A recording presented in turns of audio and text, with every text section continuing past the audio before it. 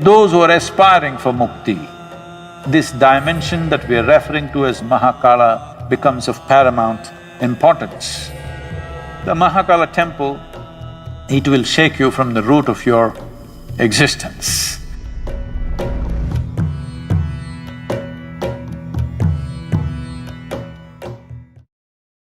Shiva is a god who should not be named, because to name him is to limit and curtail him. At the same time, the sum of his many names also bring out the indescribable mystery of who he is, or indescribable mysteries of what this creation is. Of his various forms, Kala or Mahakala is an important, at the same time a fierce form. As Mahakala, he is the lord of time. As Kala Bhairava, he is the destroyer of time. Kala means time. Time, as you experience it, is only the cyclical movement of physical existence. The earth rotates, it's a day. The moon goes around the earth, that's a month. The earth goes around the sun, that's a year. Everything that you know as time, including your watch, is all about cycles. Everything that's physical is cyclical in nature. From atomic to cosmic, everything that's physical is naturally cyclical in nature. And because of your physical existence, because of your involvement with the physical nature of who you are, you have a sense of time. As you sit here, because you have a body, it is keeping time. If you become free from the cyclical moment of life, then we say you are in Mukthi or absolute liberation. So those who are aspiring for Mukti, those who are seeking absolute liberation, for them this dimension that we are referring to as Mahakala becomes of paramount importance.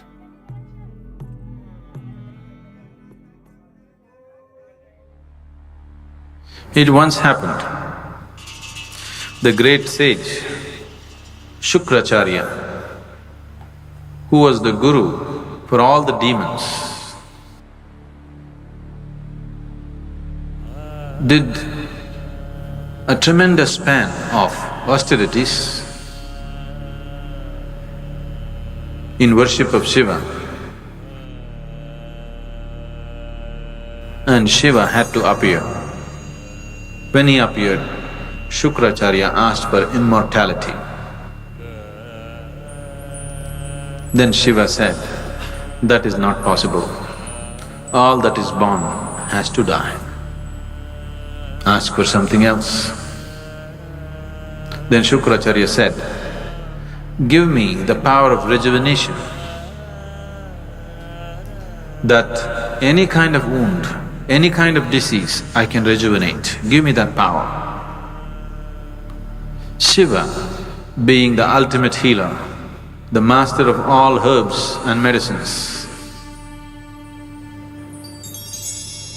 gave Shukracharya the Sanjeevani mantra, the mantra for rejuvenating people from any kind of disease or any kind of wound or injury. Once Shukracharya had this Sanjeevani mantra, the demons became excessively bold and they waged battle after battle. All the demons who fall down in the battle with any kind of grievous wound, Shukracharya just revives them with the Sanjeevani mantra. So ultimately, the army of the demons can go on fighting without losing a single man. The gods got very alarmed and they felt this is a very unfair battle because how much ever you fight, they don't die, but we die. So they went to Brahma. Brahma intervened with Shiva and said, "You have given this Shukracharya this kind of power, you must kill him. Otherwise, there will be a complete imbalance in the world. The demons have an unfair advantage over the gods." Then Shiva said, "There is no need to kill him, I will contain him." Then the battle between the devas and the demons was going on.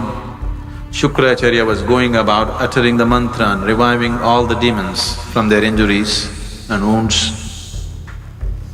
Then across the horizon, a terrible creature, an ogress, whose name was Kritika,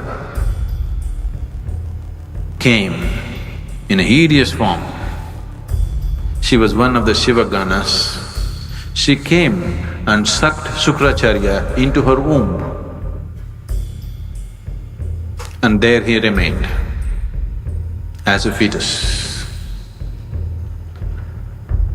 And he was contained, and a balance was set forth between gods and demons. A more fair and just battles were fought. Then Brahma was so amused and he thought, it is only Mahakala who can do this, that without killing the person, he can completely contain his life. Shukracharya remained in the womb of Kritika and his Sanjivana mantra became impotent. Or in other words, Mahakala froze time for Shukracharya, that he cannot move on.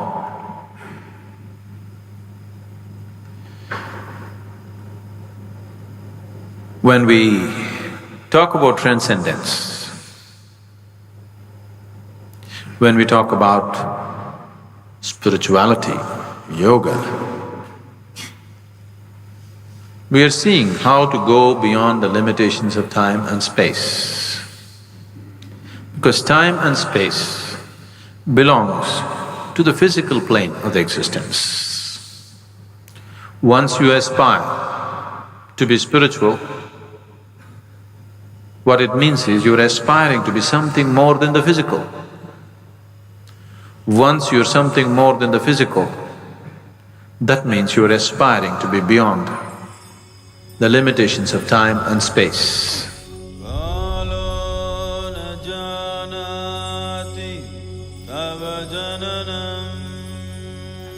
The Mahakala temple, the linga that is consecrated there, is of phenomenal nature. It will shake you from the root of your existence. It is really an incredible consecration. It is just done for this purpose, that in some way it dissolves you. One must be ready to go into this temple properly because it's of a tremendous power and it is not for the faint-hearted. It shakes you from inside. Every day, the offering that needs to happen to Mahakala is fresh ashes from the cremation grounds, because that's what he likes and that is what keeps it going the way it's going.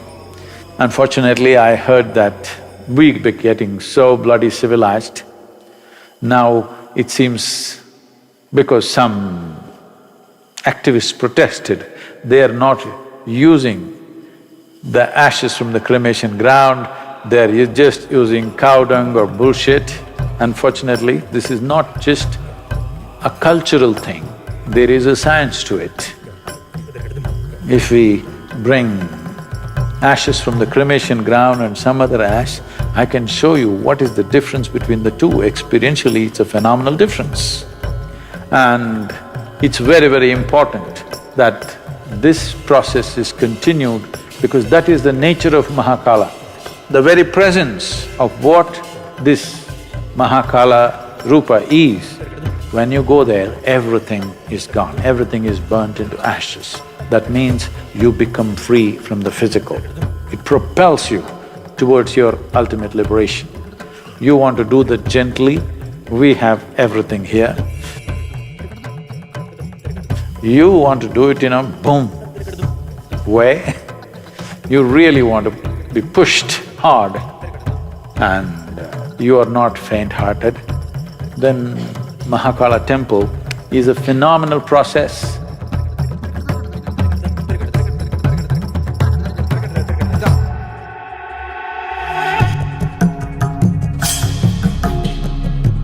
Your body should sleep, your mind should sleep, everything should sleep, but you must be awake. Every day, you have free enlightenment when you go to sleep.